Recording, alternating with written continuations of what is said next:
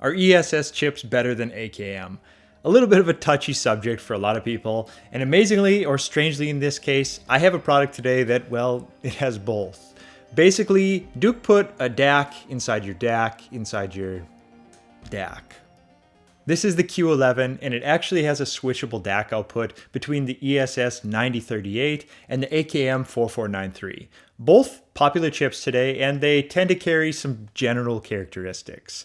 Whether any of these are true, that's pretty subjective, but the general thoughts are ESS DACs are more detail focused, a little more sharp sounding, while the AKM DACs are more musical, whatever that is, and basically a smoother or more analog sound. Is there differences in the sounds between DACs? Yes, I do feel this certainly is, between brands, designs, that kind of thing. But in my opinion, I view it as the sound is different, not necessarily better or worse in most cases. Defining something that sounds better it's really a slippery slope. It sounds better to me, but does that necessarily mean that it sounds better to you? I really don't think so. So many things can influence this sound as well, so pay extra attention when you're listening to these DAC reviews online. Things like the speakers they use, the amps, and in some cases, most importantly, the music, if they let you know what they're using to sample the equipment. All of this can play a huge role in how we're going to perceive the sound because I don't know about you, but I rarely sit back after a long day and, well, listen to bench tests because, that sounds so relaxing. The music matters and how we interpret it. You notice how some people love that warm ELAC sound, and in other cases, people are drawn to that, detail-focused focal speaker type sound.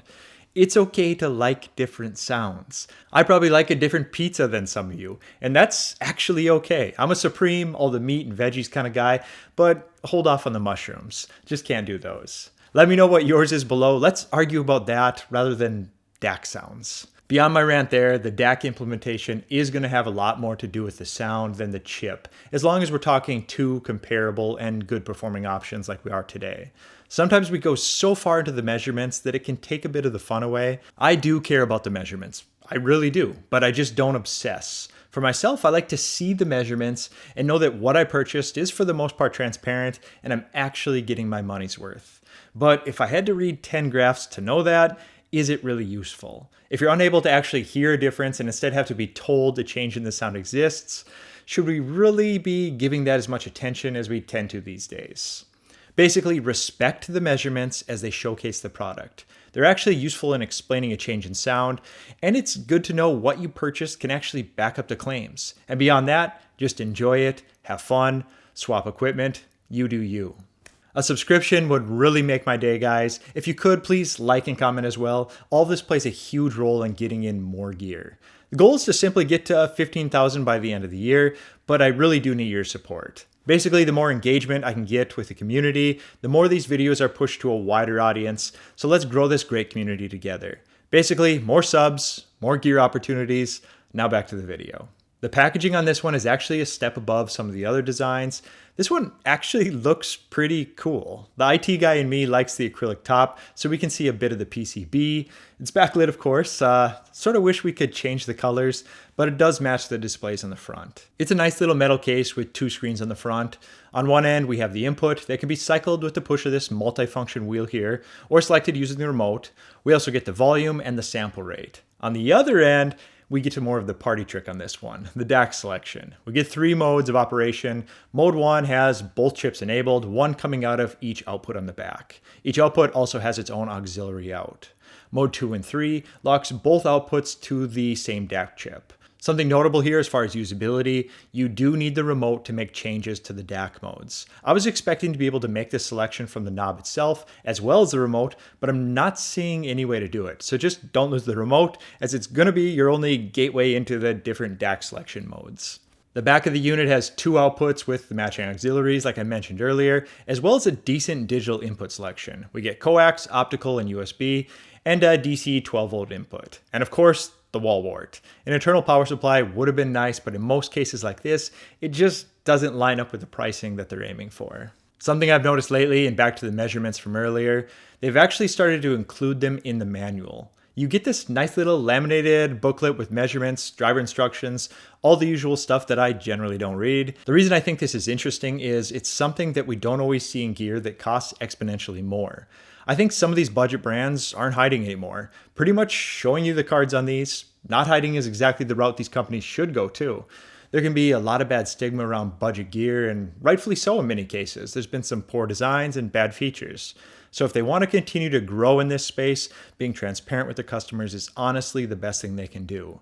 There's certainly a lot of room to grow in this budget realm as well.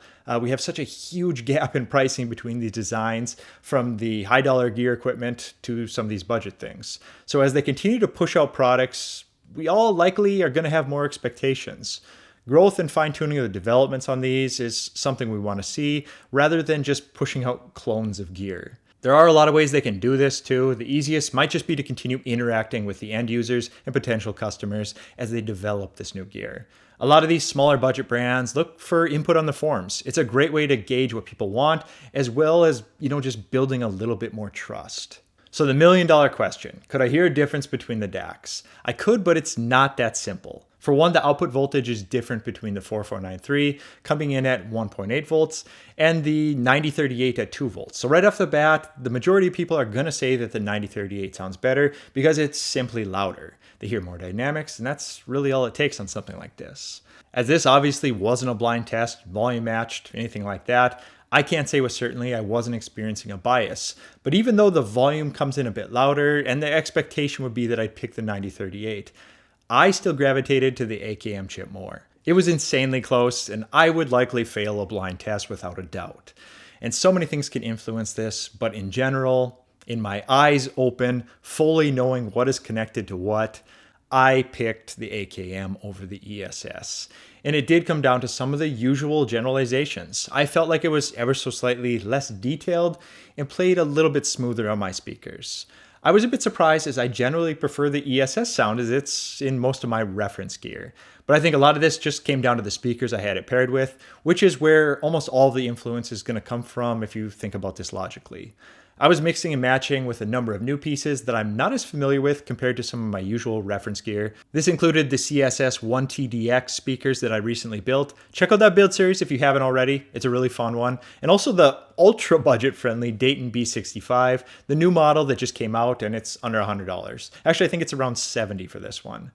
For whatever reason, psychoacoustics or whatever, I picked the AKM, and the kicker here is it doesn't really matter. The sound was so close, like I said, I would have actually been happy with the performance on either of these, and likely failed the blind test. So it is what it is. This is actually an interesting product in my opinion. In some ways, more of a conversation piece than anything else.